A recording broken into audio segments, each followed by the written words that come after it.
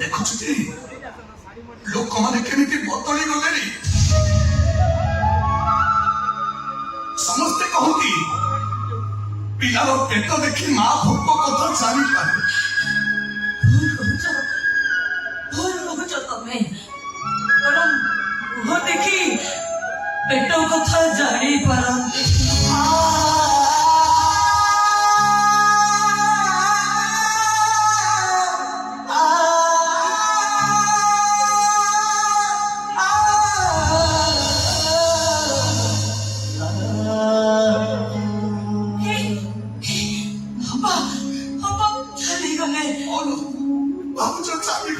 କିଛି କହିଲେନି ଚାଲିଗଲେ। ଖାଇବାକୁ ଭାରି ପଚାରି ଭୋକରେ ମୋ ଦେହ ମୁଣ୍ଡ ଘୋଳେଇ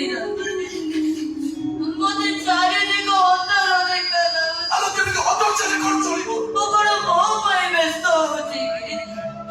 ସକାଳୁ କିଛି ଖାଇନି ବୋଲି ମୋ ପେଟ ଭିତରୁ ଖାଲି ଘୋଳେଇ ଘାଣ୍ଟି ହଉଛି।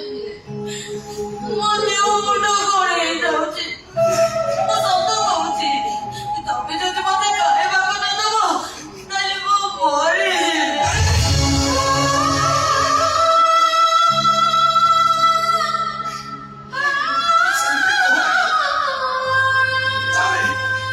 ମୁଁ ତୋତେ ଯୋଉଠୁ ଯେମିତି ମାନେ ଖାଇବାକୁ ଦେବି।